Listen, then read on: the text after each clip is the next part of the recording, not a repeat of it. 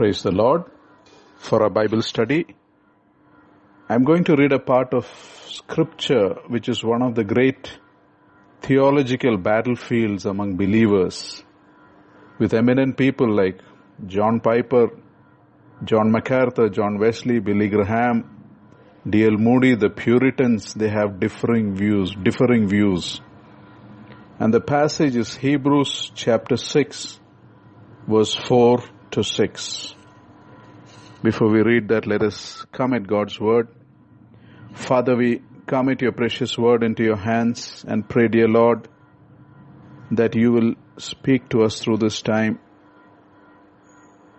And may we not hear the voice of man, but may we hear your voice and be with your servant. And may you alone be honored and treasured in our midst. In Lord Jesus' most precious name we pray. Amen. I am reading this passage, Hebrews chapter 6, verse 4 to 6.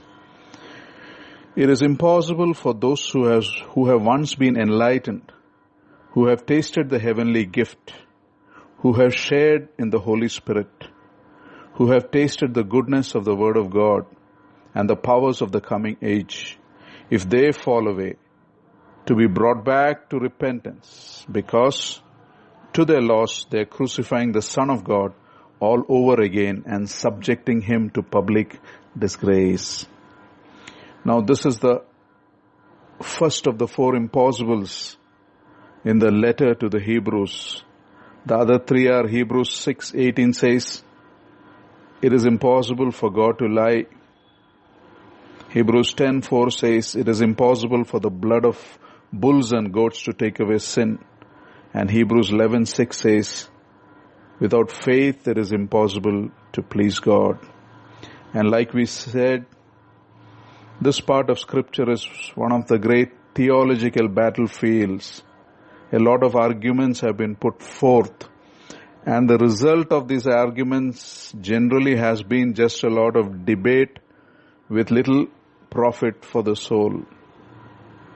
And this word's impossible in this verse is argued by one group that we cannot lose our salvation, and by the other group that we can lose our salvation. So what do these verses speak about? There are four main views of these verses.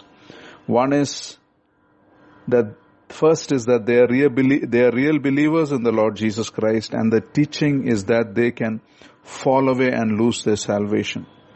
The second is they describe real believers, but if they fall away, they will not lose their salvation. They will lose only the rewards that they might have obtained by faithful service. And the third view is that they describe real believers who are warned against falling away, but actually they will not fall away. And fourthly, they do not describe real believers at all. The things listed in these verses are true of believers, but they may also be true of Christians who have never been real believers. Now the purpose of our Bible study is not to debate on those things, but our purpose is to make sure that we are on the right path, we are truly saved, because through this Bible study we hope to see how we can be deceived, how it is possible to come very close to salvation and still not be saved. You see, to reject so great a salvation and go to hell is a terrible tragedy, but to play the role of a believer and still be lost and go to hell is an even greater horror. So now, when we try to study or interpret the Bible, there are at least two important aspects we must remember. The first is the Bible never contradicts itself. And the second is, never allow an unclear or difficult passage to overshadow a clear passage that teaches about the same subject. Now let us apply these two principles to the passage we just read. And when you read this passage, the thought you get is, this is one of the unclear and difficult passages of the Bible. Let us see how it is so. Now, this passage describes 5 aspects of people for whom repentance is impossible. The 5 aspects are: they are enlightened, they have tasted the heavenly gifts, they are partakers in the Holy Spirit, they have tasted the good word of God, they have tasted the powers of the world to come. On the face of it, it looks very clear that this describes the real believer. But let's examine these 5 qualities closer. First, those who have once been enlightened.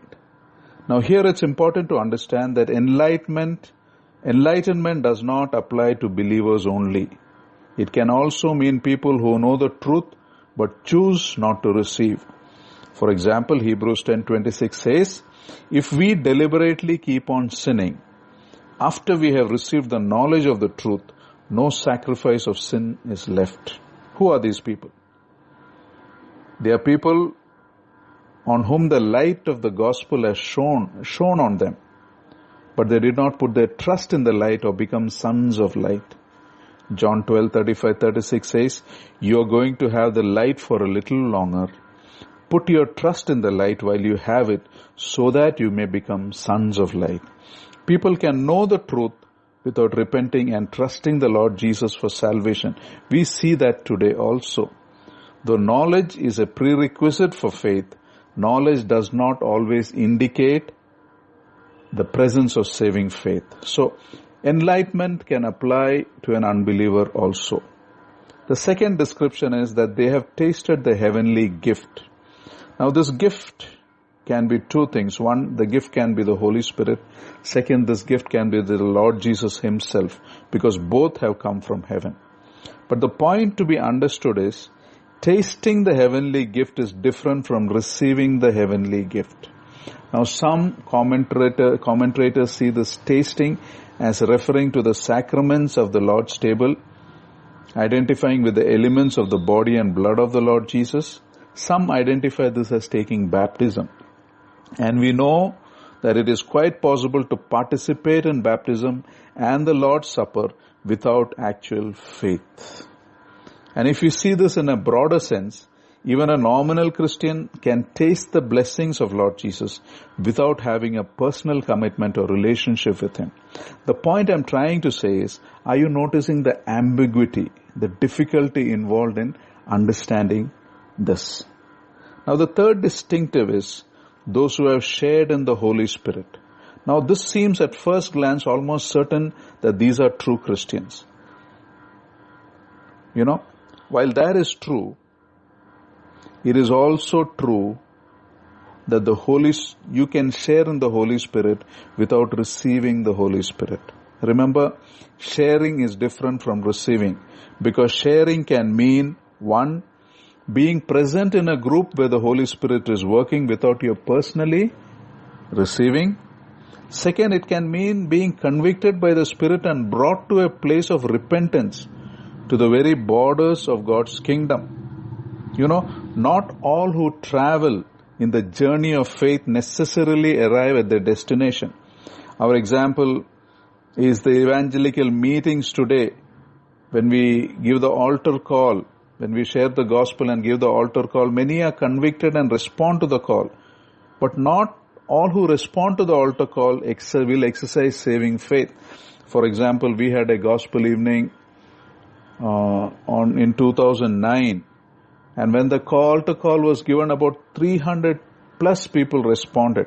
Then we had a second follow-up. That time around 150 people came. But today, after 11 years, when you look back, there may be less than 5 people who got saved. So that's the thought. You could have shared in the Holy Spirit. You could have been in a place where the Holy Spirit was working, but you have not personally received. Now the fourth mark of spiritual progress is to have tasted the goodness of the Word of God. Now we read in Matthew 13:20-21. I'll read it. The one who received the seed that fell on rocky places is the man who hears the word and receives it with joy. But since he has no root, he lasts only a short time.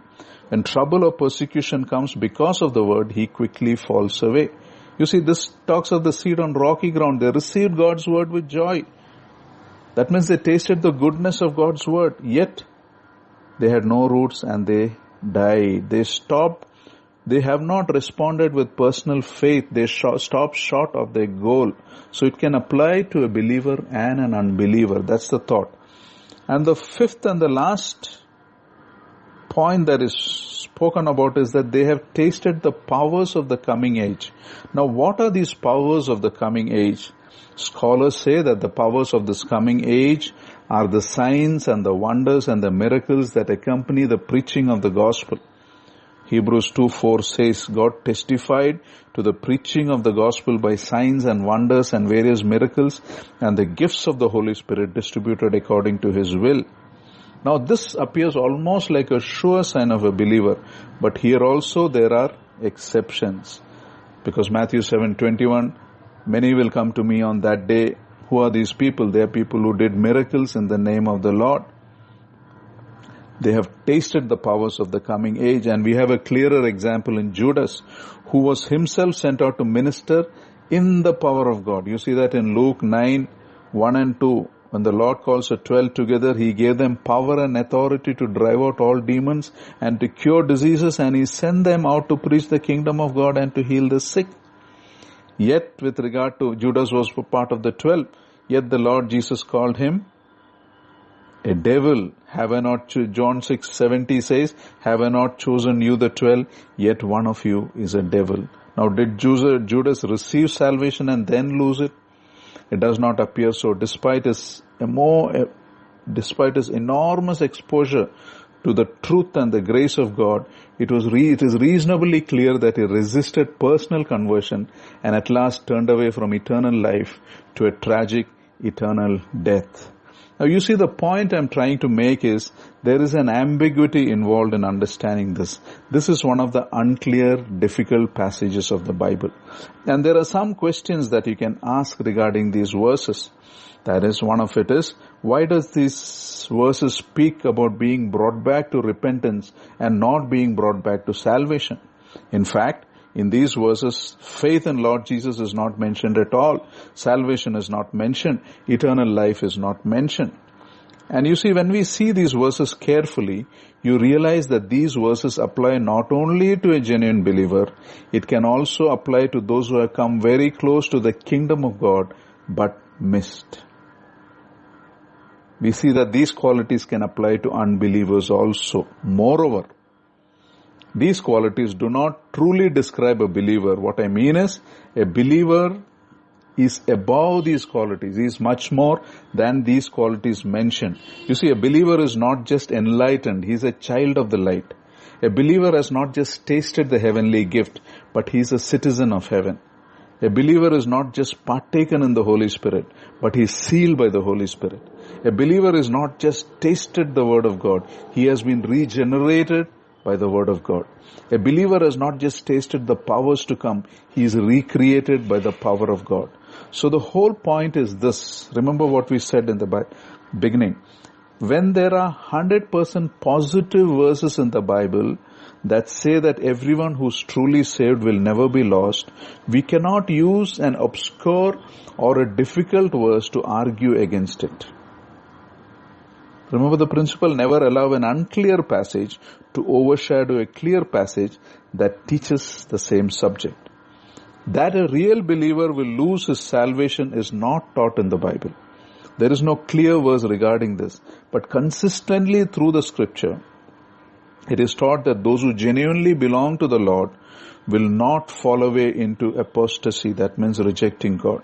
Let us look at some of the clear verses. John 10:28 says, I give them eternal life, they shall never perish, no one can snatch them out of my hand. John 5:24 says, whoever hears my word and believes him who has sent me has eternal life and will not be condemned. He has crossed over from death to life. 1 John 3:9 and 1 John 5:18 says, we know that anyone born of God will not continue in sin. The one who is born of God, God keeps him safe and the evil one does not touch him. We have many other passages, but let us look at one clear passage that we read a little more deeply. John 10:28 says, I give them eternal life and they shall never perish. No one can snatch them out of my hand. Now this is one of the clear verses that reveal that a believer cannot lose his salvation. Once genuinely saved, always saved. Except believing in the Lord Jesus Christ, we can do nothing to earn our salvation, and you can do nothing to lose your salvation. Salvation is a new birth, and what is born cannot be unborn. And because salvation is God's work, it is perfect. Apostle Paul reminds us in Philippians 1:6 that God who began a good work in them would complete it on the day of the Lord Jesus Christ. Salvation is totally the work of God, and man's part is only to believe and to receive sincerely. And for this also God gives the ability. Also, when we think of it logically, as humans, aren't we all weak? Aren't we all foolish and sinful? Don't we fail many times? What I mean is, if keeping my salvation were to depend on us, can any one of us be saved? If left to me, I would lose my salvation in one day or even 1 hour. See the words of the Lord Jesus. It says, I give them eternal life. I give them. That's a present tense. Eternal life is the present possession of every true believer. They shall never perish. Here the Lord makes a very clear statement that his sheep is safe and secure forever, and their salvation is eternal. See verse 27. My sheep hear my voice, and I know them, and they follow me.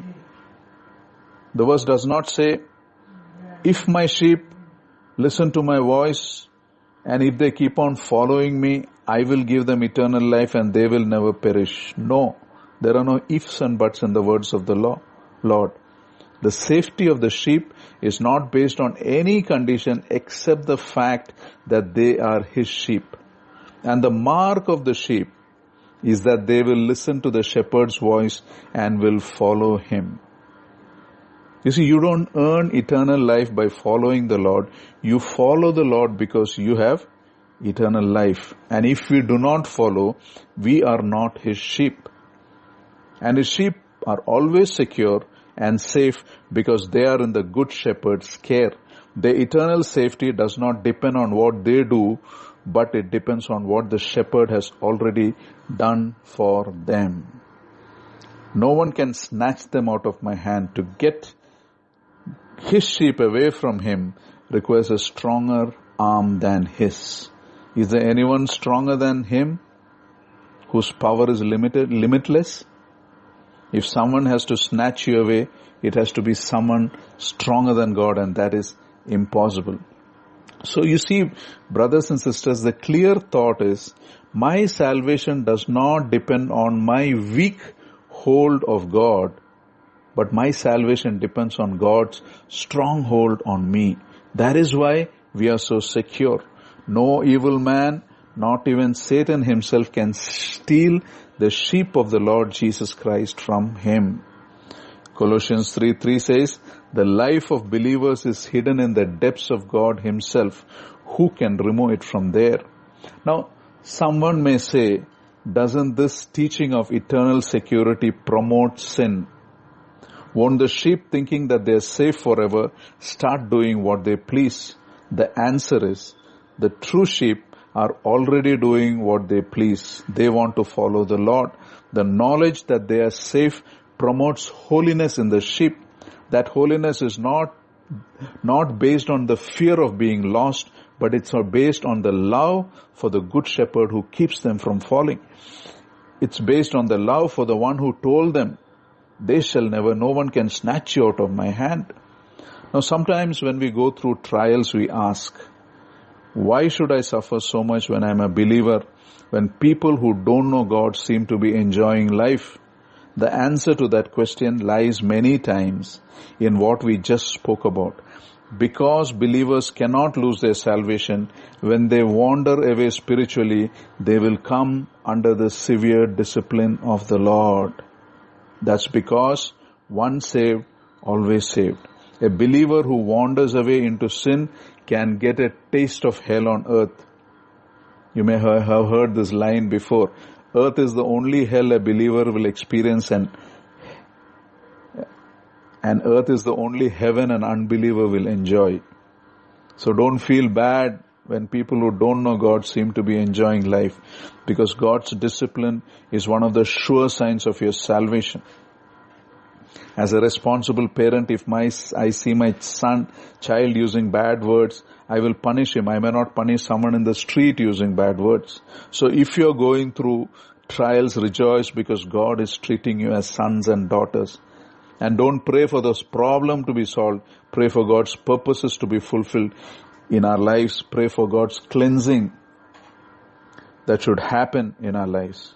Now, isn't it the testimony of most of us that it was the most difficult period in our lives that we came closest to the Lord? Now, coming to the point, like we said, there had been a lot of arguments and counter-arguments on this subject, a lot of heat generated, but very little profit for the soul. So what are we supposed to do? The answer is in the next verses in Hebrews chapter 6. We read up to verse 6. Let us read verse 7 and 8. That's the answer of what we should do.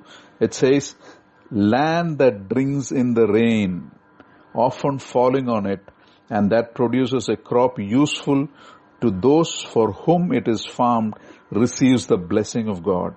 But the land that produces thorns and thistles is worthless and is in danger of being cursed.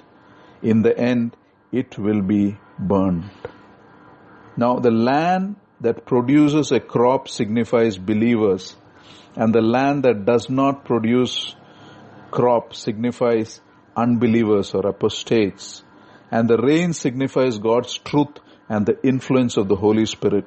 Both kinds of land receive rain, but both do not produce fruit for God. In other words, what a person's life produces reveals whether the Lord Jesus Christ is in him or not.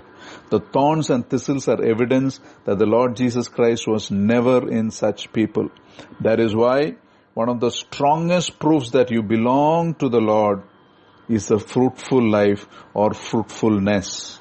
Now, many mistake a fruitful life with the ministry or the work we do in God's kingdom. That's not completely true. Fruitfulness comes firstly in growing in the fruit of the Spirit, mentioned in Galatians 5:22 and 23. But the fruit of the Spirit is love, joy, peace, patience, kindness, goodness, faithfulness, gentleness, and self-control.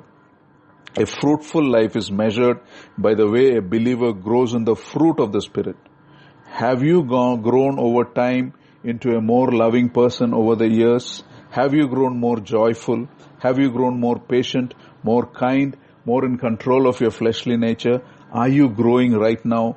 If you are, then you're growing in fruitfulness. Now, as you grow in fruitfulness and you serve in God's kingdom, God uses you to be a blessing to many. But just the things we do in the name of the Lord must not be mistaken for fruitfulness, because many people who work hard can work for selfish reasons also. You can work very hard and indulge in very ungodly behavior also, like playing politics, manipulating, being greedy for power and wealth. It is when you grow in the fruit of the Spirit that you grow in fruitfulness. Love, joy, peace, patience, kindness, goodness, faithfulness, gentleness, self-control. Growing in these qualities is fruitfulness. And the work we do for the Lord with these qualities at work in our life will result in ministries that are blessed and fruitful. Now we have to understand one thing about fruitfulness very clearly, or it can take us into the wrong direction and the wrong doctrine. We are not saved by the fruit, we are saved by faith. But the genuineness of the faith is revealed by the fruit. And a fruitful life impacts beyond our lifetime. Someone graphically illustrated, they did a study of a life of a believer and an unbeliever for about 300 years, the result of that. And they graphically illustrated it. It was a life of two people, Jonathan Edwards and Max Dukes. Some of you may know about this. Jonathan Edwards was a believer. Max Dukes was an unbeliever, ungodly person. And they studied their history and what happened to their descendants. And this is a picture of a fruitful life. Jonathan Edwards was married in 1703 He was a man fully devoted to the Lord Jesus Christ. At the age of 17, he married a 13-year-old Sarah Pierpont, and on their wedding night, they committed their marriage to the Lord. And when they did a study of their descendants, they found their descendants included 300 clergymen. That means they went into God's work as pastors, missionaries, and theologians. His descendants included 100 attorneys, 60 judges, one was a dean in the law school, 60 doctors, 60 authors of fine classics, 100 professors, 14 presidents of universities, 3 mayors in large cities, 3 state governors, a controller of the US Treasury, and a vice president of America. These were the descendants. And they studied Max Dukes. He was born in 1700. He was an unbeliever who married an unsaved woman. They neither honored God nor lived principled lives. And among their 1200 known descendants, 310 were professional vagrants. That means they lived life, not settled life through begging. In Hyderabad, we have these professional beggars, something like that. 440 wrecked their lives by wild living. 130 went to jail, and 7 of them went for murder. And the average years they spent in jail was 13 years. Over 100 became alcoholics. 60 were habitual thieves. 190 became prostitutes. Now 20 became tradesmen, the more honorable from the Lord. And 10 of them learned their trade in jail.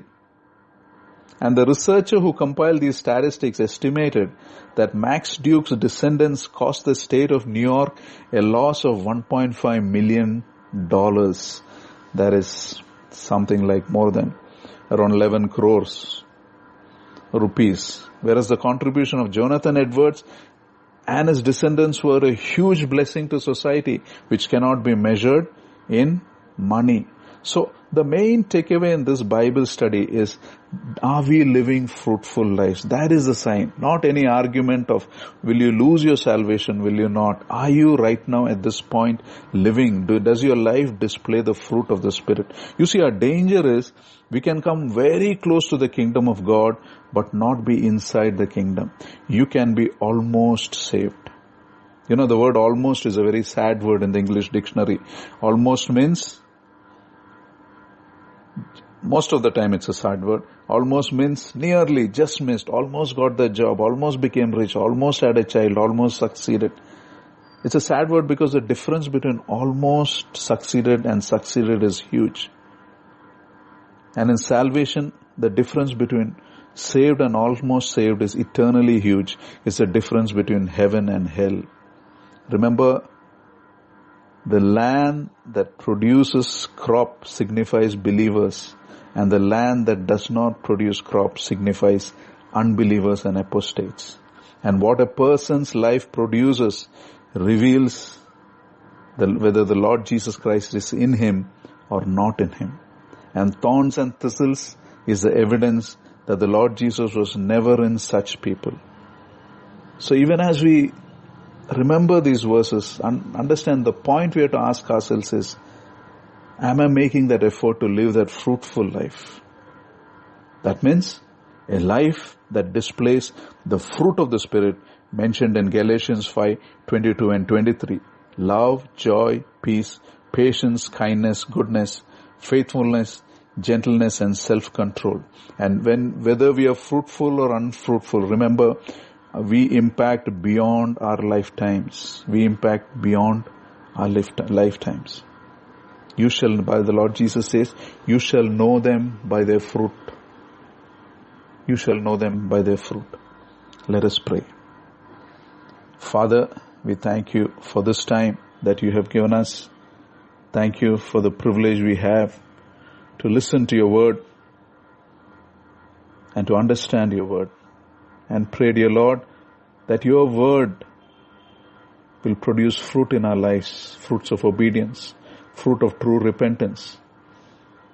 And may we be people who please you with our lives, and may we be people who are a blessing in your name. We thank you, Lord, that no one can snatch us out of our hands. Teach us, Lord, to love you, to live for your glory, honor you with our lives. May you be the center of our lives, and may we abide in you and bear much fruit depending on you. We thank you, we praise you, Master. Accept this prayer, for we offer this in the sweet and exalted name of our Lord and our Savior, Jesus Christ. Amen.